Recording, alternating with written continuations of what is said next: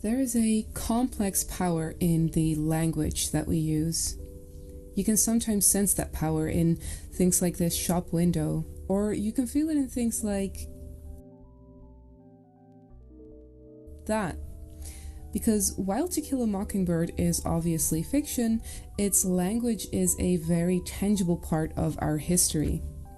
A history which still forms the basis of conflict.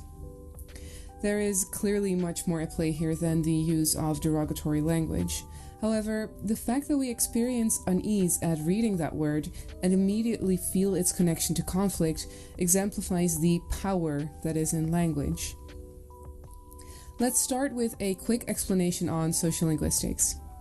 Essentially, sociolinguistics is the study of the relationship between language and society. It serves to provide a lot of insight into how society shapes language and how language shapes society. Let's start by looking into that first one, how society shapes language. Think about English. There is standard British English, of course, but there are also American, Canadian, Singaporean, African American, and Indian Englishes. These varieties highlight the British imperialist history, during which they often forced their own culture and language on the local indigenous peoples. Most of these previously colonized societies eventually adjusted the local English variety to better reflect the values and culture of their communities. That is why we've seen diverse varieties of English emerge around the globe. These reflect the impact of British colonialism and how language adapts to locale. Fortunately, the British Empire is now a thing of the past, although its influence certainly lingers. And so do a number of the words from those times. Savage is one such example. As a loanword from the French sauvage, it was not exactly created by the British, but it was the first time that people used it to refer to others as being from, I quote, an uncivilized region or tribe or race of the lowest state of development. Coolie was another such term, used to refer to indentured laborers from primarily Asia. Initially, coolie simply meant hired servant in Hindi. However, through oppression, it gradually developed a derogatory, inferior connotation. The evolution of these terms becoming derogatory reinforces the concept of language evolving with the ways in which society uses it. And while these examples of colonial history display how society influences language, we've not quite focused on the reverse, how language shapes society. So let's focus on that for a second. Even when we are unaware, our linguistic choices always carry meaning. Words hold within them an attitude or a perspective that reflect the beliefs or views of those who use them. When others talk to us using words that embody their perspective, we often accept that perspective without question.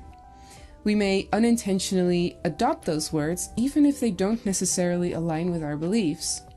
However, by echoing these words, the perspective held within them persists, allowing it to shape the collective consciousness of society. Let's look at an example. In a publication titled Words Matter, the Ethnographic Museum of the Tropics in Amsterdam explores word choices made in the cultural sector. One of the contributions describes how terms like rebel or freedom fighter can be used to describe the exact same oppressed or colonized peoples fighting to regain freedom.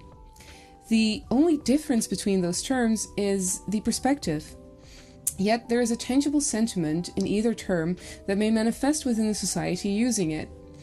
This emphasizes the power that larger institutions and media outlets have, for example, to influence people through their linguistic choices. Political leaders, too, are particularly aware of this, as they use specific terms and language to shape public opinion and find supporters for their agenda. George Orwell's essay, titled Politics in the English Language, critically assesses this topic, so if you're curious, you should definitely have a look at that. But to give an example of derogatory terms in politics affecting the public, we need not look far. Hitler, in his search for a scapegoat for the Great Depression, referred to marginalized communities in Germany as Untermenschen, or subhumans. This derogatory term and the fundamental belief it represents fostered a sense of superiority in his supporters and fueled hatred against others. Unfortunately, we all know how that played out. So, is policing language then a necessity? I don't know. I read an article in the Washington Post the other day about a student who got suspended for filming her geometry teacher saying a racist slur in class. Based on what I could find, the teacher didn't direct the slur at anyone, and he didn't use it derogatorily or to provoke. To me, it seemed as if he was trying to discuss the linguistics of the term to make students think about the power behind language. I don't know how that exactly relates to geometry, or how it came up in class, and if it was appropriate, but I do know that the teacher was fired. Now, let me state the hopefully obvious first. I don't support the use of derogatory or racist language.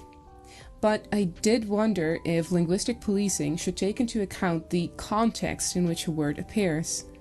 I wondered if context could ever add nuance to any slur being uttered out loud. In my curiosity, I explored the Washington Post's comment section and quickly realized that social media does not offer the ideal foundation for nuanced views. If anything, its inherent nature of providing people with a podium brings out our proficiency at engaging in online shouting matches. However, the rise of the internet and increasing urbanization all but guarantee an increased exposure to diverse perspectives and experiences with derogatory language, which could either result in an increased tolerance and understanding or raise conflicts. So I headed out and asked people in Amsterdam to discuss how derogatory they considered potentially controversial terms to be. Responses were, well, mixed. Some thought derogatory terms ought never to be used. Others saw no harm in words, echoing that it's not words themselves which are hurtful, but the sentiment behind them. One of the interviewees asked me why I chose not to say the N-word.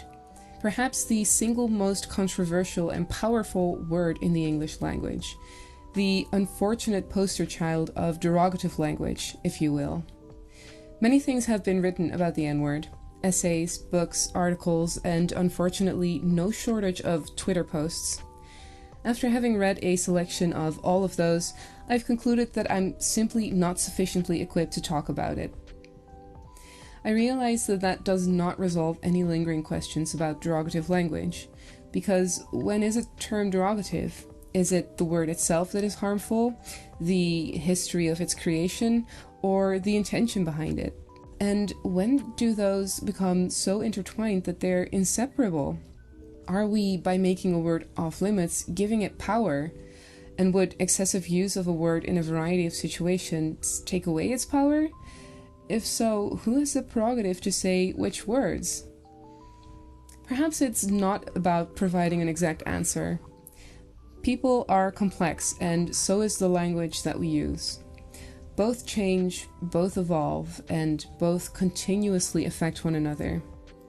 Perhaps, instead of discussing the technicalities of the words, we should study them in order to talk about the larger issues that they represent. Like racism, inequality, and fear of the unknown, all of the larger social issues that are pervasive in society. Perhaps then, instead of wondering about the words that we can or cannot say, we can choose to keep the conversation going and move forward.